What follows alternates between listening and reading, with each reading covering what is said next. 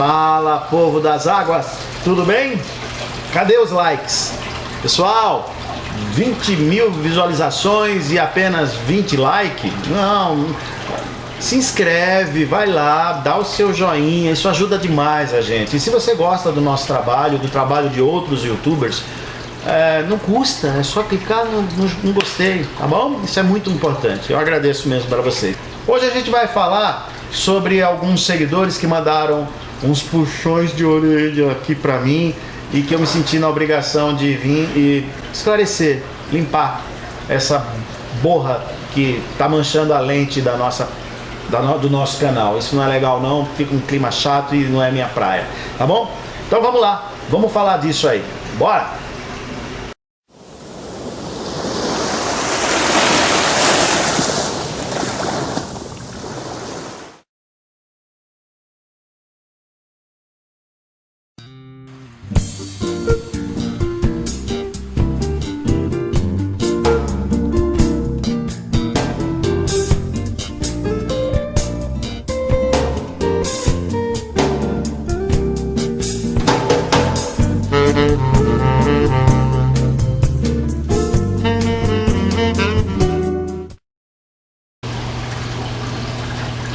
Fala, povo das águas, tudo bem? Tudo jóia? Pessoal, olha o like, bota o like aí pra gente, é muito importante, é muito importante isso pro nosso canal, tá bom? Muito obrigado, meu Deus, muito obrigado aos meus antepassados, muito obrigado, papai, muito obrigado, mamãe, muito obrigado a vocês, obrigado, Adriano, obrigado aos seguidores. Turma, olha só, fica aí, Ray, fica aí, Ted, estamos aqui de volta no nosso ponto de origem, né? O filho pródigo volta ao lar. Eu tô com umas folhas aqui que eu fiz e eu me senti na condição moral de esclarecer algumas coisas que a gente deixou nos outros vídeos, né? Então um pouquinho só da paciência de vocês nesse momento. Então, vamos lá. Márcio, Homem Hulk. Homem Hulk, acho que é isso aí. Vamos lá, ele escreveu para mim o seguinte, ó, vou ler direitinho como ele falou. Doutor Alberto, um assunto que seria também interessante é a história de aquaristas quererem peixes muito difíceis de se manter em um aquário marinho, pelo fato da alimentação. Às vezes o peixe é bonito, mas muito difícil de se alimentar. Aqui mesmo eu invoquei de querer um Cooper Band, que o vendedor me falou que comia artêmia, aetácea, camarão e vongole. Chegou aqui, ele só comia artêmia. Vongole eu não encontrei para comprar e as aptáceas que eu tenho no aquário ele nem chegou perto. Ele morreu comendo só artêmia. Que peixe vive de comer somente artêmia? Então o pessoal deveria desestimular a compra de certos animais por ter uma faixa muito grande de erro na manutenção do animal. Eu sou assim, Márcio, eu não gosto realmente de vender peixe reconhecidamente difíceis de se manter em cativeiro. O Querellus nacional, muita gente fala que não, é um peixe... Cara, eu nunca tive sucesso com esse peixe, já comentei acho que com isso, o João Carlos é um cara de extrema experiência nisso e ele pode falar melhor do que eu sobre esse assunto, mas eu não tive sucesso no Querellus nacional. Os mandarins, né, que são peixes também. Então assim, existe só criados em cativeiro, eu não me recordo o exato número, mas se não me engano são mais de 70 espécies de peixes marinhos que são procriados, que são criados em cativeiro. E a pessoa invoca com aquele que morre fácil, que vive, né? Deixa isso para aquele pessoal que tem uma estrutura legal. Não é o cara que tem um nano, que tem um aquário de 100 litros, 200... Não, o cara tem um aquário, sabe, com uma biodiversidade muito grande, uma biota muito grande, com um hospital, com quarentena. E é esse grupo de aquarista que leva o hobby ao extremo, a uma coisa mais quase que profissional, né? Embora não seja com fim lucrativo, e mesmo que seja, esse pessoal é o mais indicado para fazer esses testes, e mesmo assim com muita cautela. Eu penso que isso aí compete realmente às universidades, aos institutos. Lá fora, o Estado oferece estrutura para que o aquarista faça essas pesquisas. Eu particularmente sou contra também, mas vamos lá. Peixe certo, peixe certo. Isso aqui foi Vamos lá. Não faz o menor sentido quarentenar um peixe ao lado do outro sadio, como no exemplo. Num vídeo que eu falei sobre isso. Não faz sentido quarentenar peixe com xeniazinha ou outro coral. Eu acho que eu devo ter usado o termo xeniazinha, ele colocou entre aspas, né? O peixe certo. O tanque de quarentena deverá ser esterilizado após a hospedagem do peixe. Eu vou parar aqui e vou fazer um comentário. Eu não penso assim. Desculpa, quarentena não é para ser um peixe, não é para ser um aquário esterilizado, ao contrário do aquário hospital. O aquário de quarentena para mim é um aquário montado dentro dos padrões em que será o aquário que o peixe vai estar, tá? Ele posto lá, se o peixe manifestar a doença, ali ele manifestaria no aquário. Não adianta você botar o peixe de quarentena no aquário estéril, que não tem as condições ambientais do aquário que ele vai estar, e ele apresentar a doença que ele pega do próprio aquário muitas vezes. É possível que ele adquira aquela doença, a gripe do índio, lembra? É possível que ele adquira a patologia por conta da biota que você tem no seu aquário.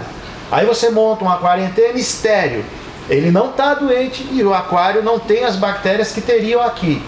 Aí o peixe manifesta lá nada, não é doença. Põe aqui, ele vem apresentar a baixa resistência a algum micro-organismo. Portanto, para mim, tá? Para mim, a quarentena não é só para você observar se o peixe já trouxe doença, mas é também uma oportunidade, o ambiente que você tem para fazer com que o peixe adquira resistência mediante o sistema de cativeiro que ele vai estar colocado. Eu penso dessa forma. Agora, hospital não, hospital eu concordo com isso, tá? Por isso que eu penso assim, uma xeniazinha, um leatherzinho, um zoantozinho, uns camarõezinhos bailarinos, eu acho que vai de bom tamanho, fica bem legal. É assim que eu tenho usado, mas eu respeito a sua opinião se pensa o contrário, ok, peixe certo? Vamos lá. Jogar a responsabilidade, aqui ele já mudou de assunto. Jogar a responsabilidade da quarentena para o consumidor final só evidencia o fracasso e o amadorismo do mercado nacional de peixes, né? Que se preocupa com sanidade. Concordo. Mas eu expliquei aqui para ele, olha lá, eu vou ler o que eu falei, tá? Fica mais fácil. Infelizmente, apesar de concordar 100% com você no que diz respeito a essa questão da responsabilidade ser jogada, da quarentena do peixe ser jogada para quem compra e não para quem vende ou para quem me fornece. No Brasil funciona assim, é o esquema, aqui é assim, toda loja é assim. Há uma cadeia tributária, eu não gosto de falar desse assunto, mas há uma cadeia tributária que cai como enxurrada sobre nós comerciantes e que mesmo repassando parte dela, são taxadas de mercenários e por aí afora. O Estado teria que se responsabilizar pela chegada do produto na loja em condições de saúde adequada. Veio uma importação, o Estado tinha que garantir que essa importação não trouxesse doença aqui para o nosso Estado, para o nosso país. Infelizmente, o Estado lava as mãos e quem paga é o lojista, que absorve parte do prejuízo, para não dizer todo, ok? E o consumidor final, que arca com a outra parte. O consumidor brasileiro em específico, ele quer o bom, bonito e o barato. E isso se apresenta nas redes sociais hoje em dia, na internet, como é sabido, até com cargas de produtos de procedências duvidosas. E o consumidor não quer saber se o produto que ele está comprando foi roubado, se não é roubado, se pagou imposto, se não pagou imposto. Ele lava as mãos nesse aspecto, né? E o que o consumidor quer é pagar menos. É um direito de nós consumidores, não é isso? Mas o nosso país está passando por umas modificações morais, né? E uma reforma vergonhosa, porém necessária, no campo da política, etc., né? Enfim, eu tenho tentado falar com autoridades, isso é fato. Eu tenho tentado falar com autoridades responsáveis sobre o assunto, mas vocês devem imaginar o resultado. Eu não consigo falar com o pessoal, né? E assim, no momento, como a gente costuma dizer no ditado, é o que a gente tem para hoje, amigo peixe certo. Eu, apesar de concordar com você, se as lojas fossem fazer o que precisa, os valores atuais dobrariam. E vamos combinar, hein? Já estão muito acima do que deveriam custar. Principalmente quando comparamos os preços lá fora aos preços praticados aqui dentro. Mas eu acredito que em breve teremos um aquarismo mais sério em nosso país, que é para isso que o nosso canal está aí, né? E me desculpa, eu peço desculpas a ele por eu não ser o responsável a ponto de poder fazer algo a respeito deste comentário. É difícil, é muito difícil. Nós vivemos um momento socioeconômico em que ou a gente desperta para procurar produtos não por preço, mas por qualidade, ou dá no que está dando, né? A gente vê aí várias empresas cobrando produtos a preço de custo para atrair o cliente para a empresa dela, e isso não é ilegal. Isso não é legal. Agora, incluir no produto de custo a quarentena do peixe, pensa, o cara compra 100 Yellow Tangs e vai repassar ao preço que ele pagou. Além disso, ele vai ter que dar garantia, ele vai ter que quarentenar, ele vai ter que... Não dá, não dá. Infelizmente, nosso país não permite esse tipo de conduta. Infelizmente. O Estado, a fiscalização, os nossos, né, o nosso governo, infelizmente, não dá para ser nesse padrão ideal de como é lá fora. Desculpa, mas não dá. Tá bom? Mais uma coisa, né? Deixa eu falar mais uma coisa sobre do Adriano Rocha, que ele comentou assim: acompanho o seu canal desde o primeiro vídeo e respeito muito o seu conhecimento. Se assim não fosse, eu não estaria aqui. Muito obrigado, meu amigo, muito obrigado. Mas como você mesmo argumenta, sempre contra fatos não há argumento, sim. E o fato é que eu tenho um indenizador igual a esse que você mostrou no vídeo com carvão e resina. Porém, eu mesmo montei devido à simplicidade do projeto. E posso lhe garantir que não tenho algas no meu aquário. E olha que para minha cidade, a marca da água em média no TDS é de 180. O fato é que dura muito menos, mas funciona assim e sem a necessidade dos outros estágios. Todavia concordo que estágios anteriores iriam aumentar muito a durabilidade da resina, mas não a sua eficiência. Deixa eu dar um break aqui. Olha lá. Se tiver silicato na água, não vai tirar. Então eu fui meio leviano na forma como eu coloquei a coisa. Os comentários agora aqui do nosso amigo, acho que Lucas Marques, do Marcos Pastiche, e do Lucas também. Olha lá o que eles me falaram sobre o assunto lá da propaganda negativa que eu fiz acho que é da Aquaplant. Bom, aquele que eu mostrei a foto do adeonizador, do carvão, que não era de boa qualidade, né? Vamos lá. Meu aquário está montado há mais de 5 anos sem problema. Nunca dosei nada e minha manutenção se resume a 20% de TPA por semana e nada mais. Meu Deus do céu, você troca a água toda do aquário a cada mês e meio. Praticamente, a cada 2 meses, 1 mês e meio, 2, você troca toda a água do aquário. É assim, pensa isso num aquário de 500, 600 litros, até entre 250 e 300 litros. É muito trabalho, cara. Tá bom, é muito trabalho. E assim, olha, deixa eu me retificar em relação a isso, porque teve um outro também, quer ver, ó, que falou... sobre eu ter comentado do deionizadorzinho lá, né? O Arthur 21 Gamer, ele achou desnecessário, ele comenta o seguinte, né? Achei desnecessário você mostrar um equipamento da Aquaplant. É isso mesmo, que por sinal eu uso há mais de 2 anos, nunca tive problema também, etc. Assim, pessoal, me desculpa de coração, eu não quis ser antiético, apesar de que não tem o nome da Aquaplant, né? Só tem a característica do aparelho, então não dá para negar que é deles mesmo. Eu já tive aquário sem usar nem carvão, nem resina, nem reverso e nem deionizador. Eu já mantive, porque a qualidade da água da minha torneira na ocasião era muito boa e é isso, é baseado nisso que eles contestaram o meu comportamento. Eu peço realmente desculpa em relação a ter mencionado a marca do produto. Mas em relação ao julgamento, eu acho que a gente não pode ensinar uma coisa que funciona para quem faz 20% de TPA por semana, ou para quem tem alguns corais menos exigentes, ou para quem tem um sistema mais antigo, porque tudo isso conta. E principalmente para quem mora numa cidade onde a água é pública, a rede pública é excelente. Se você mora em Maragogi, você mora em Japaratinga, São José da Coroa Grande, aquela região lá que eu conheço muito bem, tá?